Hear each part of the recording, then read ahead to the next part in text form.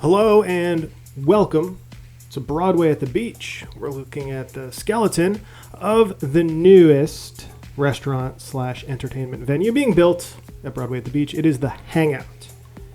You probably already know if you're familiar with the area or familiar with the channel what the Hangout is. It's a large scale restaurant with a lot of recreational amenities around it. Think of Lulu's at Barefoot Landing. You got a restaurant, you got cornhole, you got live music, that sort of thing. Kind of an all-inclusive experience. You don't come to this location just to do one thing. You go there to, spend an evening doing multiple activities.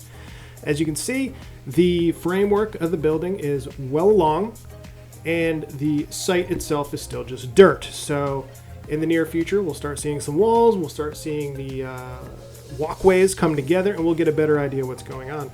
I do want to point out that the bridge that goes from Ripley's that used to go to the Pavilion Nostalgia Park is still there. So it looks like you'll be able to cross from Margaritaville via the Ripley's Bridge to the Hangout. Now, I don't know if that's officially staying, if they just haven't removed it yet, but it appears that it's going to stay. It makes sense to keep that pedestrian foot traffic flowing.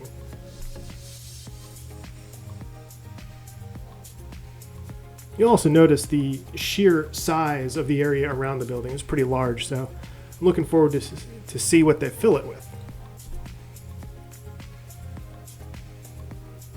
So the rest of Broadway at the Beach is pretty typical nowadays, but on this day that I flew this construction update, typical Myrtle Beach style, we have a car show in the parking lot behind what's going to be the Hangout. Honestly, don't know the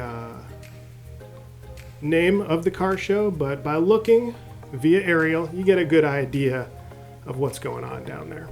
So that's about it. That's the update on the Hangout. I hope you enjoyed it. Till next time, take it easy.